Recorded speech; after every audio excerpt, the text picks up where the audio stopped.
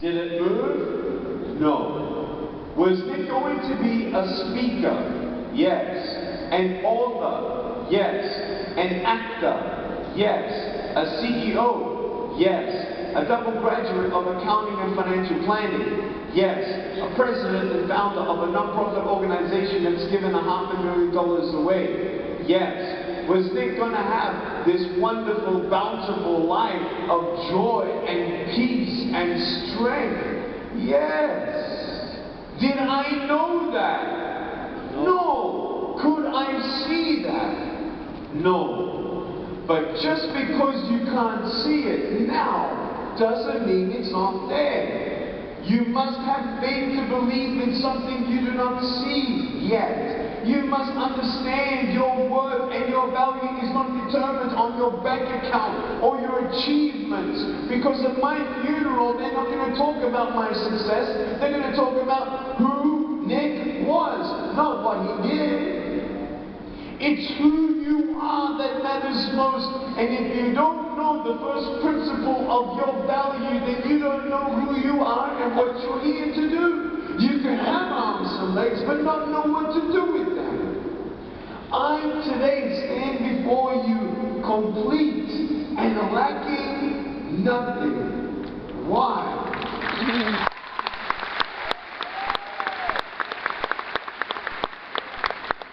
Because I have chosen to believe that there is something more to my life. And everyone is entitled to whatever you want to believe in. But the greatest thing of all is knowing that there is no one human being who is more valuable than another. I've met presidents. I've met billionaires, I've met orphans, and I've met sex slaves that are human trafficked and sold by their parents at age 10. There is not one human being that is more valuable than one other. And I want you to know that you're beautiful just the way that you are.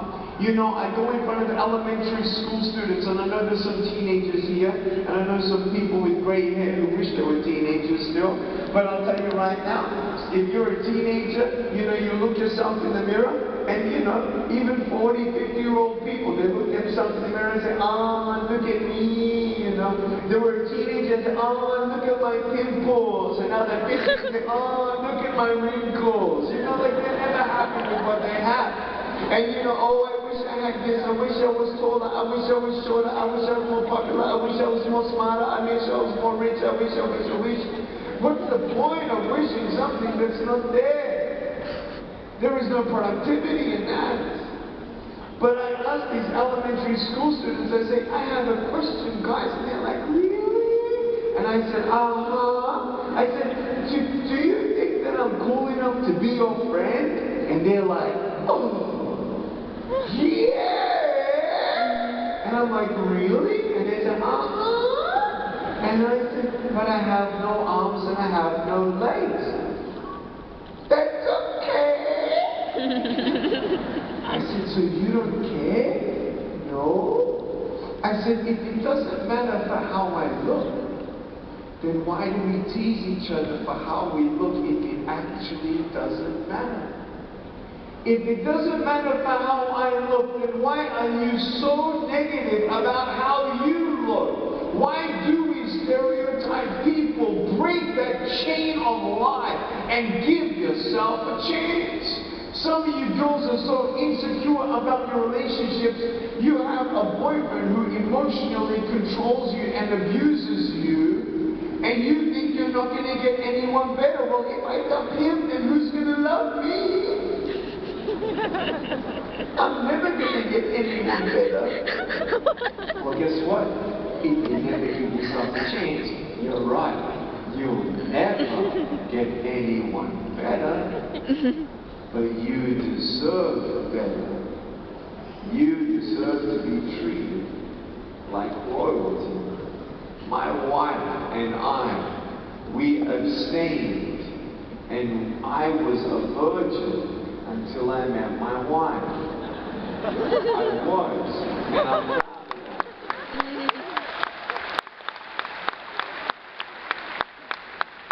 You know, when we look at ourselves, if we don't like ourselves and how we live, well then I need to live like someone else, you know, like you look at your friends and they all swear, and you're like, oh, it must be cool to swear, so now I'm gonna swear.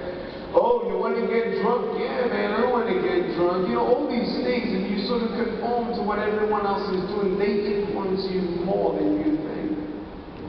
But now, because I saved my virginity for my wife, I can now look at my boy and tell him when he's of age that I waited for his mother. What a great example of true love.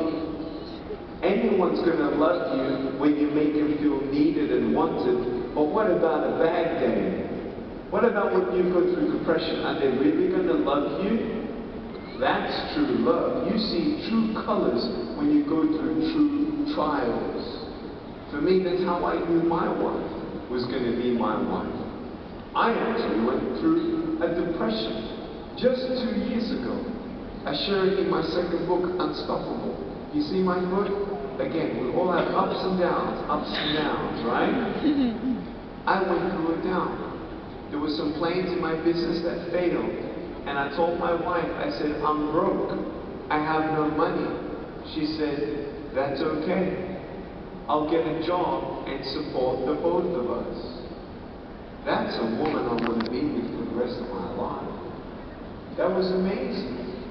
For me, I've realized the choices I make is not just determining what's good or wrong for me, but to determine what's truth and lies. So when the lies come and they say, oh, look at you, you're ugly. That's like the voice of the devil. You can just look at the devil and go, and you turn your back on the devil and come to the truth of knowing that you're wonderfully and fearfully made. Oh, look what happened to you. That was just very bad luck. Oh, you're so unlucky. You're going to be unlucky for the rest of your life. No. All things come together for the good in life. If I take one step at a time, one step at a time, one step at a time, when I'm on the right path, even the smallest steps, look at these steps.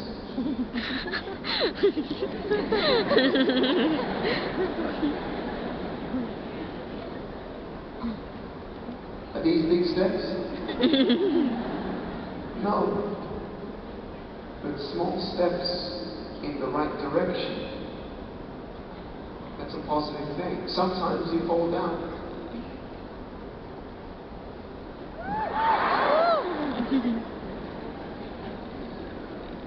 Hello? So what happens when you fall down? You get back up. Okay. How? You don't know what you can achieve until you try. What if I fail 100 times in trying to get up? Am I a failure? No. Are you sure? Then why do you sometimes believe that you are a failure? Don't believe you're a failure. That's a lie. You are beautiful. You are here for a reason. And I want you to think of Thomas Edison. What did he do? He invented the light bulb.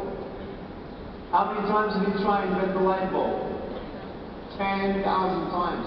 How many times was he successful? Once. How many times did he fail? What a big fat failure, man. 9,999 times he failed. You know what he said? I never failed 9,999 times. Now I know 9,999 ways in how not to make a light bulb. So point number one, courage, not fear. Courage when you're afraid. Courage is not waiting until you are not afraid. Courage is when you do something even while you're afraid. Point number two, when you fail, try again. Point number three, failure equals education. Some failure costs more than others. I want you to never, ever, ever give up. There are 1 million people in this world every year who commit suicide. Don't give up. Keep on trying. If you have to let a dream die, let that dream die.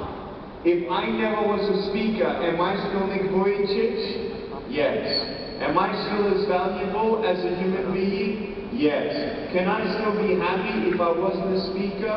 Yes. So if you need to sometimes let a dream die, don't let that kill you. If one door closes, another door what? Opens. You must believe that then it wasn't meant to be. If it's meant to be, it's going to happen, and if not, then there is something better around the corner. I choose to believe that I will never be shortchanged. When I give up a dream, I will find something better.